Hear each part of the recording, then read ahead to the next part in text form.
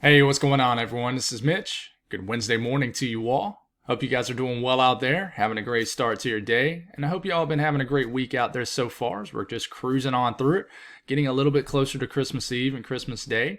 I got you an update on what's going to happen weather-wise for your Wednesday, and really the big player out there on the field is this upper level low off the coast of California. You can probably already see it on your screen just spinning around.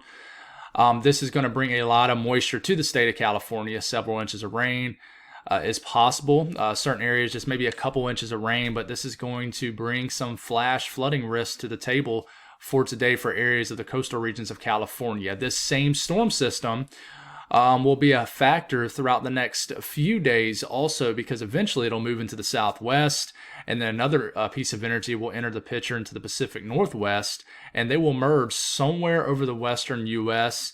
and then create the opportunity for a white Christmas for certain areas of the country. So we'll give you some updated information on that, and we'll speak on the rest of the country, and then stay tuned for the second half of the video. We will give you some updated information about what's to come with this pattern change. So, we've been speaking on a little bit over the last couple videos.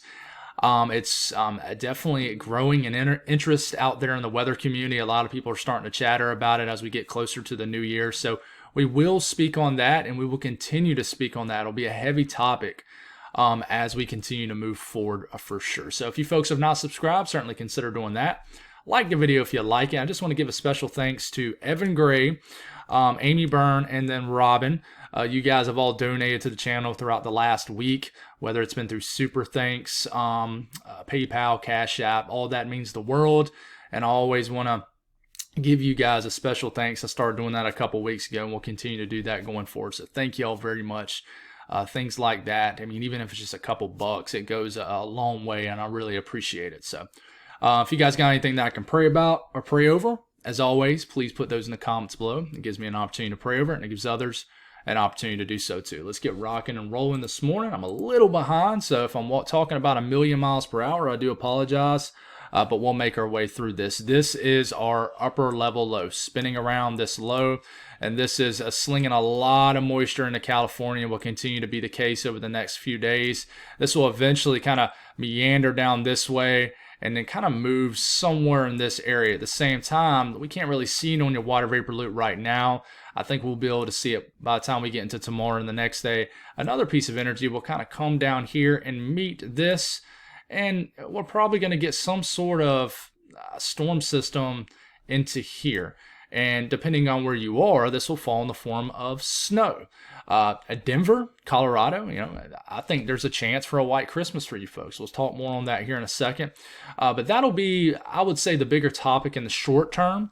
And then I think the pattern gets active after that when we have multiple pieces of energy flying across the country. The rest of the country is pretty quiet this morning. Some cold air still in place from this trough and this cold front that moved through. It's very chilly at my house this morning. One of the coldest temperatures of the season so far. We're in the low 20s, which is pretty cold for my neck of the woods here in South Carolina. But you can see the moisture getting slung into California. It's really affecting the central and northern coastline of California right now. Not a lot of it's moving pretty far inland into California, but we do have a little bit of light moisture up here in northern Minnesota. This could be falling in the form of some light snow. It's showing up in Michigan. Not sure if this is actually hitting the ground. Nova Scotia getting hit by a pretty hefty rainstorm. There could be a switch to some winter weather here in the next 24 to 48 hours. We'll see how that plays out. Shows moisture over the middle of the country. I don't know how much of this is actually falling, but let me know if you're seeing some sprinkle action. Storm Prediction Center, there is a general risk of thunderstorms because basically this upper level low is slinging a lot of moisture into this region. It's enough for some convective activity. So could be some thunderstorms from Phoenix all the way to El Paso, Texas. But nothing severe, and same thing for the California coastline, just inland. I wouldn't say just inland. Fresno is pretty far inland, but, all the way back to Fresno, maybe all the way back to, Sacramento, San Francisco to LA, San Diego. All these areas could see some thunderstorms today. The rest of the country, quiet and stable. There's the flash flooding risk today, only for California. And man, once you start to get closer to LA, I believe LA is included in a slight risk, but this moderate risk north of LA, that is at least a 40% chance of flash flood guidance being met. So a good bit of rain expected into these areas just over the next 24 hours, but it will still be raining past the next 24 hours. So we need to be mindful of this area. So please be aware of the flash flooding risk in California today. Watches and warnings. There's all those flood watches from San Diego all the way up through LA and points north. Flood watches are up, even some winter storm watches in these higher elevations of Southern California. Winter storm warnings up for the Sierra Nevada, portions of them. And the rest of the country quiet. We still have freeze warnings up for southeast Georgia, northern counties, some northern counties of Florida, some dense fog out there. But other than that, as far as weather today, creating a lot of weather alerts, it's not a big story today. The southeast, quiet weather. We're going to roll through this pretty quick, guys. It's a very chilly morning, like I said, and high pressure really dominating most of the region. Some showers could make their way into the Texas coastline between Houston and Corpus Christi, but we'll speak a little bit more on that here in a second. But I don't think this will be a big deal. We're getting into this evening, into the overnight hours. I mean, really just quiet. A little bit of moisture rotating around high pressure could bring some showers into eastern Florida, southern Florida.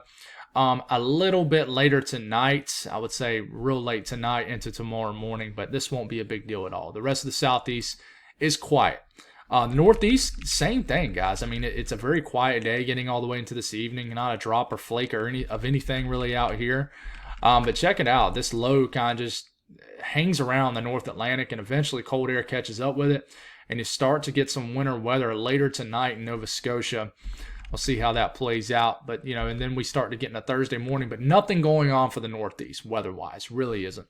South Central U.S. is pretty quiet also. Besides these showers making its way into these kind of the central coastline of Texas, we do have some moisture in New Mexico bubbling up. Some of this could be in the form of maybe a storm or two out here, but I don't expect this to be a super huge deal.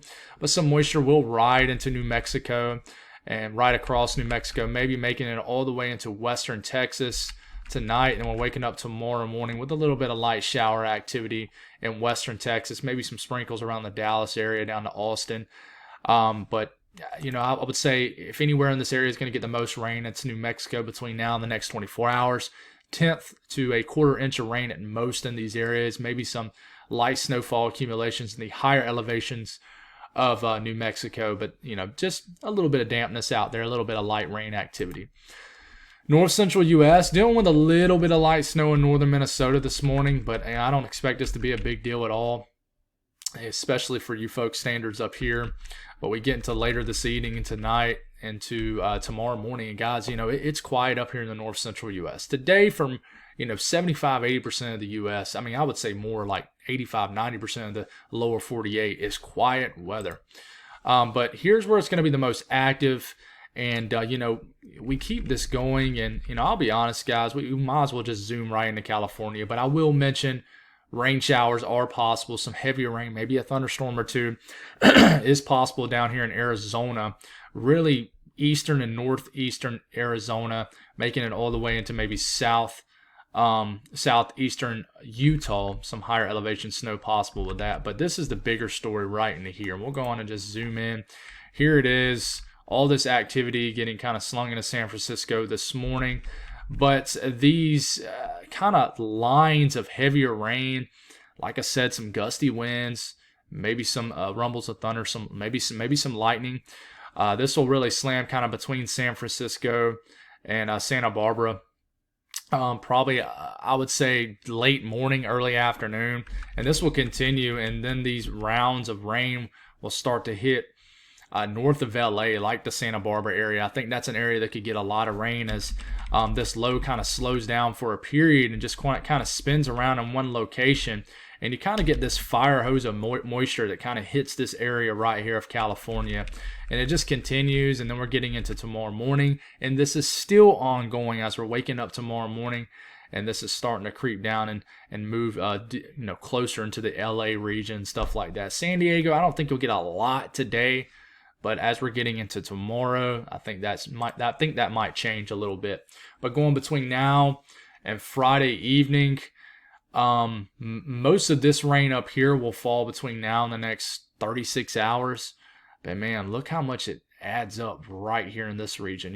Going for 3 to 5 inches of rain And the rain will begin to add up from LA to San Diego as we start to get deeper into the work week. Your Thursday into your Friday, 2 to 4 inches of rain is possible. So a lot of rain for these areas for sure. And if we look at the snowfall from this, if it would go, here we go. Sierra Nevada, several inches of snow as expected, feet of snow the higher up you get. So temperatures, it'll still be a chilly day across the eastern U.S., but you are warming up a few degrees compared to yesterday. Chilly day in the Northeast, 20s, 30s, 40s probably near the big cities. Chilly day across the Ohio River Valley, but nothing too bad compared to average one way or the other. Mid-South 50s, warming up in Texas, Louisiana, getting into the 60s, upper 50s. Into the middle of the country, and then you're still above average up here in the northern plains, just 30s to maybe even some low 40s. But these areas will be once again warm again. In the high plains, this is well above average for you folks in the northern plains. 50s, 60s. It'll be decently warm in Denver today, and just basically the entire western U.S. is above average temperature wise for sure. So. Going forward, guys, this energy right here that you're looking at, this is starting off Friday evening. This is what's bringing all the rain to California. But you look, there's another piece of energy that enters the Pacific Northwest. What happens here is they combine somewhere over the Rockies, and here they are kind of dancing with one another, but they fully combine sometime probably the day before Christmas Eve into Christmas Day, and this creates a storm system over the middle of the country. Now, after we get past that, we have other pieces of energy that tries to combine with those two pieces of energy that merge, and this is starting to get past 1 week out. We need to figure this one out. We could have a pretty active pattern just after Christmas, and we'll speak on that here in a second. But what does this mean as far as precipitation? We're already getting a moisture push into Missouri, Arkansas, the south central U.S., all the way up to the Midwest. This is all falling in the form of rain. A rainy couple days before Christmas for Chicago, for example, into the upper Midwest. But here comes a big system delivering a lot of snow for areas of the Rockies and New Mexico. I mean, even the higher elevations of Arizona, certainly the Rockies of Colorado, Utah. And as this continues to move forward here, we're starting to get into the morning of Christmas Eve. And look at all this snow falling, festive snow falling. So this could be heavy. For Denver, all the way up through the entire state of Wyoming, maybe southern Montana, snow begins to fall in western Nebraska, western South Dakota. And this could, become a heavier event as we get later into the day, Christmas Eve. And, by the time we're getting into Christmas morning, it shows snow falling in western Kansas. So this is certainly something we need to watch. And then this continues to fall. The latest European says, maybe you start to see some snow falling in central Nebraska, maybe central Kansas as we get into our Christmas Day afternoon. So, and then after that, it gets kind of weird. We got to figure out what happens after that. But, we'll focus on this Christmas storm here. But as far as snowfall from this system, we'll start off the evening of Christmas Eve, which is the 23rd, if that's even a thing. Some people consider that a thing. But look at the snow beginning to increase. This is the blend of all models. I think, I'm sorry, guys. I think this is a great thing to look at this range, but it does show all the way between now and the morning of the 27th. It shows that signal for snow falling. I mean, for Denver, they're going for, closer to 6 inches of snow. Not saying that's a forecast, but, even though this isn't a blockbuster event outside the mountainous regions of the Rockies, I mean, still, this would, give some people a white Christmas if they care about that. I know it would be a big deal for me, but I know in this area of the country, it's a little bit different. Your expectations are different, and the way you view snow is probably much different. But you definitely could have more of a Christmas card kind of snow out here. So we'll see what happens with that. After that, a lot of this energy will shift into the eastern U.S., and unfortunately, as we're getting into our Christmas morning, I think we're waking up Christmas morning to just rain down here in the deep south, and things continue to trend this way. Just rain all the way up through Missouri, Illinois, entering the picture, all the way into the UP of Michigan. It's just showing rain. Not a festive look for Christmas. And, as we get deeper into Christmas Day, this overspreads into the Carolinas. And then we're getting into the day after Christmas. And just, it could have a development of another low down here into the southeast. Could just bring a lot of rain just after the Christmas Day period, and just another just washout as we get into around this time next week. And then what happens after that? There's a lot of energy kind of flying around back behind this. This is an area of interest. What happens behind this? We're starting to have a lot of confidence that there's going to be a storm system on Christmas. It's just going to be a warm system. It's not going to be some crazy system like we had last year a couple days before Christmas. But, as this system's pulling out, punch of cold air follows, which models have been consistent on even, 7 to 10 days out. This rain will switch back to snow, and you'll get back to just winter weather times up here in the upper Midwest. But just some interesting things to watch going forward, especially after Christmas. And speaking of after Christmas, we'll start off around Christmas, and there is that storm signal. Remember, the blues you see on your screen as lower pressure, and then the reds you see on your screen is high pressure. So typically with the reds and the oranges, that's associated with a more stable, calm, warmer than average conditions. Okay. We kind of talked about why we're seeing that in Canada, because of the Pacific jet that threw a lot of mild, warm air into Canada, kind of obliterating that snowpack, maybe not completely, but really messing with it. And really what happens here is I kind of call this storm system sort of the tone setter. And, all this blue on your screen does not mean snow over the south. It just means there's a storm system. And this continues. This will probably bring a cold front behind it. A tall ridge begins to build a little bit further up into Canada, and it starts to nudge towards Alaska. If you're a winter weather fan in the central and eastern U.S. and southern U.S., you tend to like this. We call this a negative EPO, and then we got a ridge in the west, which we call this a positive PNA, which means there's ridging in the west, and there's ridging kind of bubbling up into Alaska. Now, the thing that you're missing here is really a cold air source. Your cold air source typically comes over Canada, but Canada is well above average. But remember, well above average for Canada is still cold. It's still a cold air source. It's just not what it typically is. So, we start to get the, New Year, kind of like the 30th to New Year's Eve. You consistently see this more stormy pattern over the eastern U.S. Does kind of lock into any kind of cold air source. Okay. But man, you see these kind of blue anomalies right in here. This indicates just an active southern jet to me. So storms will continue to kind of fly down this jet down here. And then if you look, as we're getting pretty far out, guys, I'm talking about January 1st, this begins to try to tap into an opening here, some cold air from the Arctic. So this would be a valid cold air source for this to feed into. So we need to watch. We're getting very far out at this point. Don't want to speak in absolutes at all, but you stop it here. You got the ridge building in the western U.S. all the way up to Alaska, and you got a trough digging pretty much into the western U.S. and an active storm track, screeching across the southeast. And it's a very interesting kind of look going forward. And I'm very interested to see what this pattern does. And if you look at temperature anomalies, it's going to be above average even through Christmas, after Christmas for the eastern U.S. But if you notice, if you're confused about the time frame we're at, look, the 28th, don't focus too much on Zulu time, the 18Zs and all that. But when we start to get into like the middle period of Christmas Day and New Year's, you start to see below average temperatures begin to dominate the entire southern section of the U.S., even the southwest all the way to the southeast.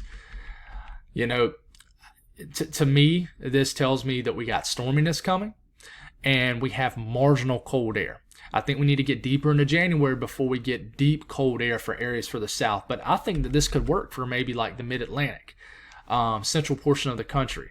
But it definitely symbolizes, as we round off 2023 and make our way into 2024, below average temperatures beginning to settle in for the southeast southern U.S., which is really a typical El Nino look. And I'm going to fly through this very quick here. What we know is in the 6-10 to 10-day temperature outlook, which takes us through Christmas through the 29th, above average temperatures look likely, guys. I mean, there's no way around that. It's looking like it's going to happen.